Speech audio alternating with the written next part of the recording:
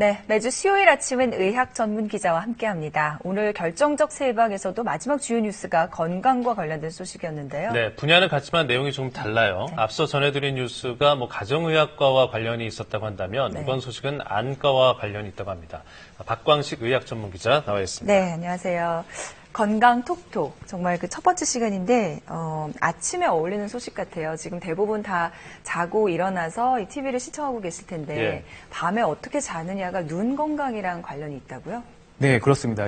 오늘은 이 수면 자세와 눈의 압력, 즉 안압에 대해서 이야기해 보겠습니다. 네. 이 옆으로 누워 자고 있는 여성의 모습 편안해 보이시나요? 네. 예. 혹시 두 앵커분께서는 어떤 자세로 주무시나요? 제가 딱 저렇게 자는 것 같은데요. 아, 그러세요? 저는 대중이 없는데요.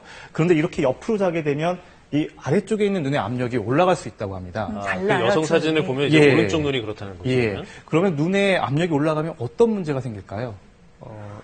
잘은 안압이 모르겠는데 올라간다. 예. 보통 근데 안압을 체크하잖아요. 네. 안과에 가면 항상. 그래서 바로 녹내장인데요. 그래서 이 수면 자세에 따라서 녹내장에 걸릴 수도 있다는 이야기입니다. 네. 예. 그러면 녹내장이 뭔지부터 좀 자세히 알아볼까요? 네. 여기 보시면 이 안구가 보이시죠? 이 안구가 생각보다 큰데요. 부피가 한 6cc 정도니까 탁구공만 합니다. 예. 그런데 이 안에 이 젤리 성분이 들어있습니다. 그래서 압력이 발생하는데요. 보통 정상 안압은 10에서 21 정도입니다. 그런데 이게 비정상적으로 높아지게 되면 어떤 문제가 생기냐면 안구가 터질 수는 없지 않습니까? 그래서 이 안구가 터질 정도의 그 압력이 뒤쪽 시신경으로 전달됩니다. 예.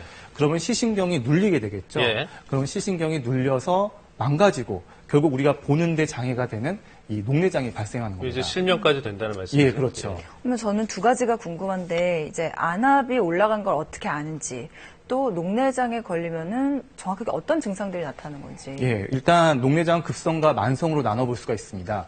이 안압이 갑자기 올라가면 눈이 빠질 듯이 아프고요. 또 머리도 아프고 또 네. 메스껍기도 합니다. 그런데 이 대부분 만성인데요. 이 시신경이 천천히 서서히 안압이 올라가도 증상이 거의 나타나지 않기 때문에 초기에는 거의 자각 증상이 없습니다. 네. 그런데 나중에 시신경이 망가지게 되면 주변 시야부터 좁아지는 이렇게 시야가 점점 좁아지면서 결국 실명에 이르게 되는 겁니다. 예. 결국 녹내장 예방에 있어서 안압이 높아지는 걸 막는 게 중요하다는 이야기입니다. 네.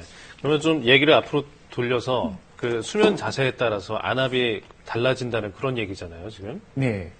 그렇죠. 보통 수면 자세 정답이 있겠습니까만은 사실 이 나이가 들수록 옆으로 자는 걸 선호한다고 합니다. 그래서 이 고려대 안암병원의 유정권 교수팀이 연구를 했는데요. 네. 이렇게 똑바로 누워 잔 경우에 양쪽 눈의 안압을 보니까 16.2 동일합니다.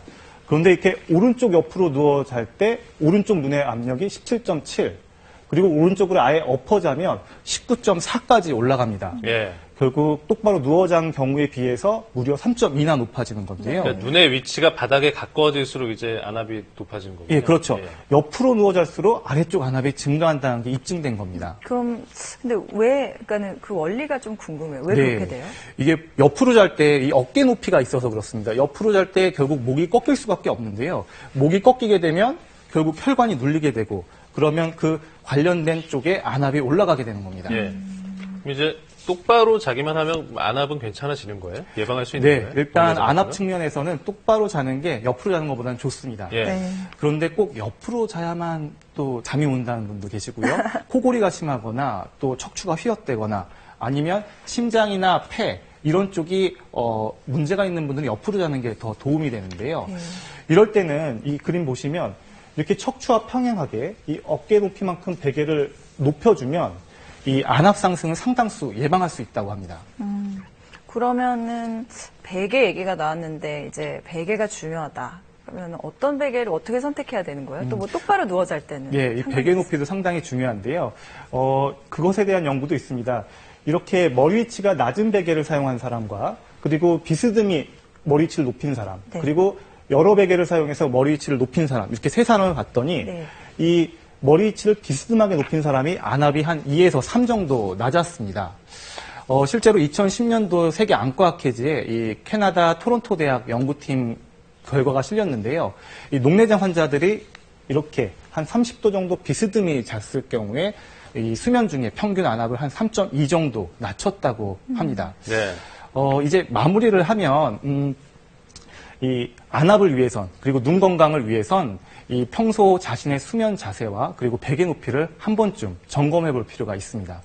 예전에는 사실 베개를 좀 낮게 베야 건강에 좋다 이랬는데 눈 건강은 또 다를 수가 있네요. 예. 네, 그렇습니다. 박광식 의학 전문 기자 잘 들었습니다. 네, 수고하셨습니다.